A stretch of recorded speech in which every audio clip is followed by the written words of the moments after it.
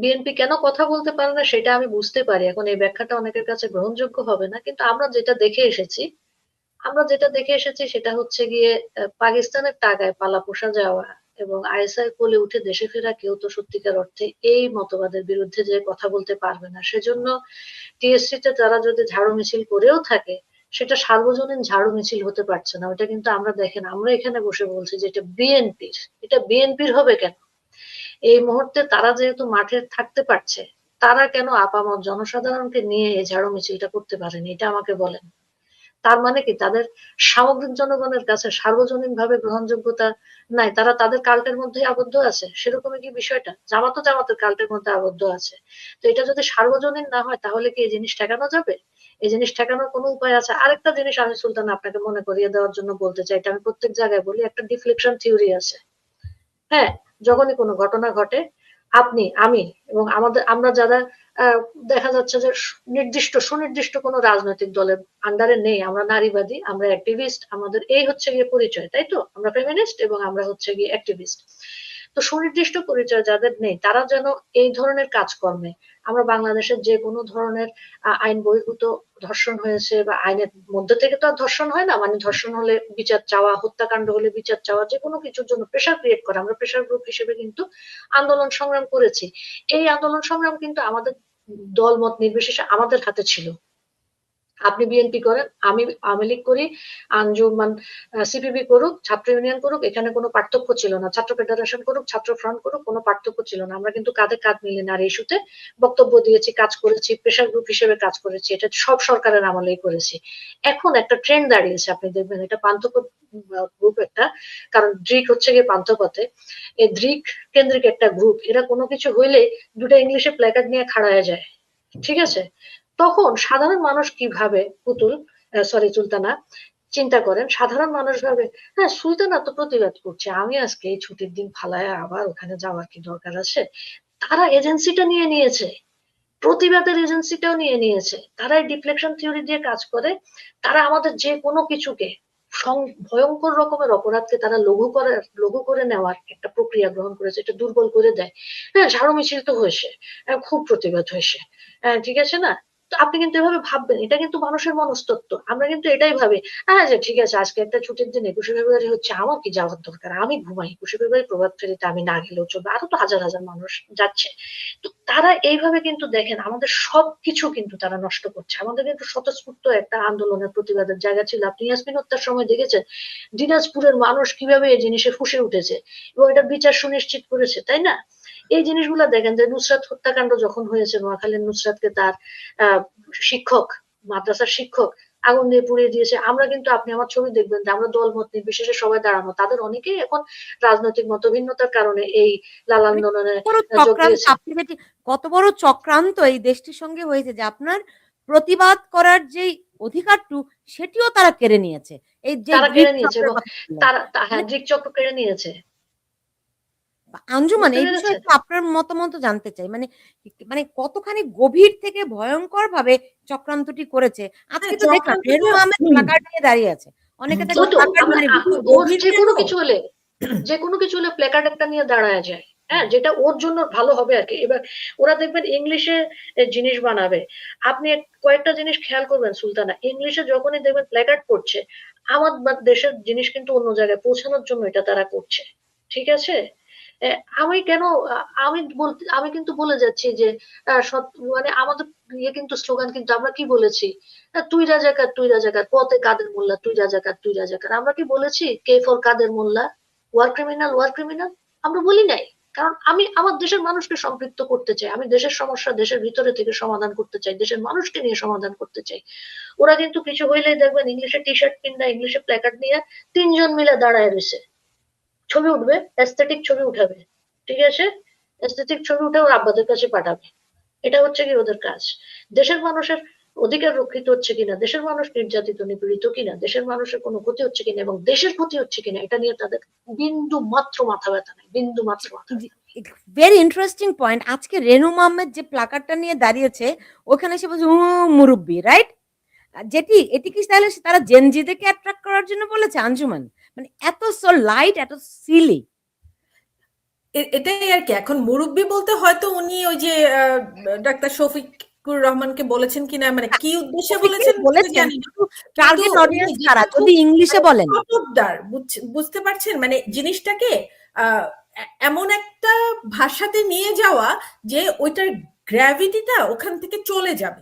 যেরকম আপনি চিন্তা করেন, আ- আমি আমার এত বছর বয়সে কোনো মানে প্রতিষ্ঠিত মিডিয়াতে বা আহ, মানে কি বলি না আমরা, প্রচলিত কথাবার্তাতে এই যে খ বর্গীয় চ বর্গীয় ব, মানে এই যে যা সব কথাবার্তা হচ্ছে, প্রস্টিটিউট বা এই যে একটা টুইটে যেগুলো কথা আর কি, এইগুলো কথাগুলোকে বলে পুরো ব্যাপারটাকে নর্মালাইজেশনে নিয়ে আসা হচ্ছে।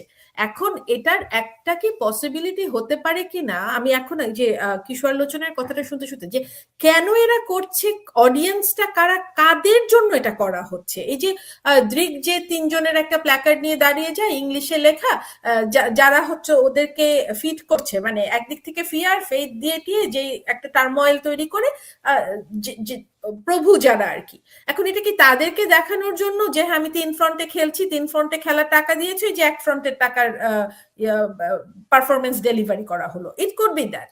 আর আরেকটা হচ্ছে সবকিছুকে নর্মালাইজ করে ফেলা, মানে আহ, এখন এরা কি আসলেও ওই ব্যবসাটাতে জড়িত কিনা, যে কথাটা বলেছে, যে আসলেও কি কিছু বাংলাদেশের মেয়ে যাদেরকে আমরা ভাবি যে তারা কোথা থেকে, মানে আপনি কিন্তু হিসাব করলে মিলবে না যে এদের আয় ব্যয়ের হিসাব, মানে আমি তো ওরকম পোশাক, dress up, get up, nail done, hair done, একেবারে চকচকে গাল, এগুলো করতে তো সবকিছু সাথে তো ইকোনমি জড়িত, তাই না? তো এরা যে ইনকামটা করছে আসলেও কি ওরা এরকম কিছুর সাথে জড়িত কিনা, এবং সেটাকে নর্মালাইজ করার জন্য যে হ্যাঁ সব ওয়েমেন নিয়ে এইসব করে, এটা বলে কি চালিয়ে দেওয়ার একটা মানে চেষ্টা হচ্ছে কিনা কনস্পিরেসি, যে বাংলাদেশে কি ওই পেশাটাকে লেজিটিমাইজ করার চেষ্টা হচ্ছে কিনা under the cover of mass mass women's career. এটা কিন্তু একটু চিন্তা, আমি এখন শুনতে শুনতে আমার মনে হলো যে তারা যখন একটা কথা ছাড়ে বাজারে, ওইটার কারণ থাকে। এবং হঠাৎ করে দেখবেন জামাতের এক নেতা প্রথমে বেশ্যা বলে শুরু করলো, তার তার আগে হাদিরা কিন্তু মেয়েদের বডি পার্ট নিয়ে শুরু করলো, যেই জায়গা দিয়ে তাদের জন্ম। ওরা তো সি সেকশনের আবার ভীষণ বিরোধী, কারণ সি সেকশন হলে মেয়েদের মানে হয়তো কিছু সুবিধা হয়, তারা মেক শিওর করতে চায় মেয়েরা যাতে কোনো সুবিধা না পায় আর কি। তো যেখান দিয়ে তাদের জন্ম, পৃথিবীতে আসা, সেই জায়গা তারা ছিঁড়ে খুঁড়ে ফেলবে, এটা আবার মেইন স্ট্রিমে স্লোগান হয়ে যায়, এবং সেই স্লোগান আবার মানে সবকিছুকে একটা নর্মালাইজ করার চেষ্টা হচ্ছে। তো এটা কি কোন বিগার কনস্পিরেসির থিওরি, এবং কোন মানে আমরা অতিরিক্ত হয়তো ইউজ করে ফেলেছি মেটিকুলাস ডিজাইন টার্মটাকে, কিন্তু আমি এখন আসলে এটাকে খুব একটা মানে সিরিয়াস ভাবেই নিচ্ছি, যে এটা এত কনসার্টেড ওয়েতে একেবারে ধামাকা দিয়ে ছেড়ে দেওয়া হলো, তাই না? যে এটা কোনটার অংশ, এটা একটু চিন্তা করতে হবে আর কি। জি, জি, লোচন, আপনার কি মনে হয় বিএনপির এরকম একটা অবস্থায় বিএনপির উচিত নির্বাচনটাকে বয়কট করা, বর্জন করা?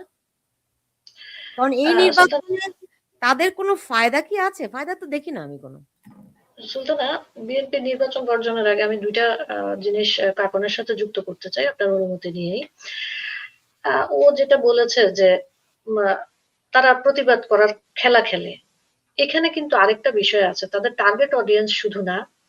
আমরা কিন্তু বলে আসছি যে আমাদের দেশে কিন্তু এক ধরনের নিপীড়ন চলছে এবং বাক স্বাধীনতা বলতে কিন্তু কিছু নেই। ঠিক আছে, আমাদের মিডিয়াগুলা কিন্তু ব্ল্যাক আউট হওয়া। আমরা যা খবর পাচ্ছি সোশ্যাল মিডিয়ার মাধ্যমে পাচ্ছি, এবং আমাদের যে ব্যক্তিগত কানেকশন আছে সেখান থেকে পাচ্ছি। এই যে একটা অবস্থা, এই যে বিশ্বের কাছে যে আমরা অনবরত তুলে ধরছি, আমরা কিন্তু যে যার জায়গা থেকে তুলে ধরছি যে আমরা ভীষণ অপারেশনের ভিতরে আছি।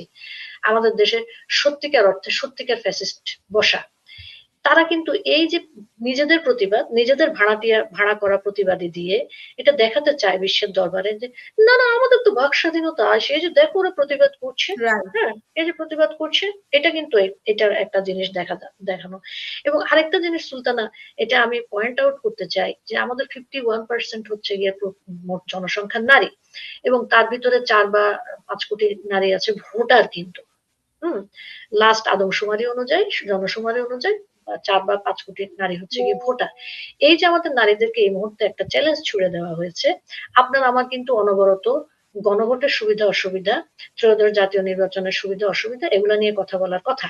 আমাদের নারীদেরকে সচেতন করার কথা যে তোমরা গণভোটে হা দিলে কি হবে, না দিলে কি হবে, ভোটে না গেলে কি হবে, ভোটে কেন যাবে না, ভোট কেন বর্জন করবে, কি হবে, এগুলো নিয়ে আপনার আমার কিন্তু প্রতিনিয়ত কথা বলার কথা। কারণ হাতে আছে আর 9 দিন, মানুষের সচেতন করার কথা। সেই জায়গায় কিন্তু আমরা তাদের ছুড়ে দেওয়া একটা বিষয় নিয়ে কথা বলছি, আমাদের সময় নষ্ট হচ্ছে এবং মানুষের মনোযোগ সরানোর জন্য তারা এই ধরনের জিনিস বাজারে নিয়ে আসে। এবং আপনার যে প্রশ্নটা যে বিএনপি কে নির্বাচন বর্জন করবে কিনা, এই জায়গায় কিন্তু সুলতানা আপনার আমার কাগনের এবং যারা শুনছেন বা শুনবেন রেকর্ডেড ভার্সন, এখানে আমাদের ভুল করার কোনো সুযোগ নাই। বিএনপি কিন্তু জুলাই সনদে সাইন করেই নির্বাচনে আসছে, তারা কিন্তু এক ধরনের সম্মতি দিয়ে দিয়েছে যে তারা এই জিনিসের সাথে আছে। জুলাই সনদকে কি বলবো বৈধতা দেওয়ার জন্য কিন্তু নির্বাচন হচ্ছে এবং নির্বাচনটা করাই হচ্ছে হাওয়ার্ডকে জয়যুক্ত করে, যেন জুলাই সনদের মাধ্যমে আমাদের 72-এর সংবিধানকে ছুড়ে ফেলা যায়, আমাদের প্রধানমন্ত্রী শাসিত যেই ইয়ে আছে প্রক্রিয়া আছে সেটাকে যেন আমরা রাষ্ট্রপতি শাসিত প্রক্রিয়াতে নিয়ে যেতে পারি এরশাদ বা জিয়াউর রহমানের আমলের মতন। এবং রাষ্ট্রপতি আপনি দেখলে দেখবেন জুলাই সনদের 11 ধারায় তারা বলেছে যে রাষ্ট্রপতি নাকি বাংলাদেশ ব্যাংকের গভর্নর নির্বাচন করবে। ঠিক আছে, তো এই জিনিসগুলা সুলতানা মানুষ তো পড়ার সময় পাচ্ছে না।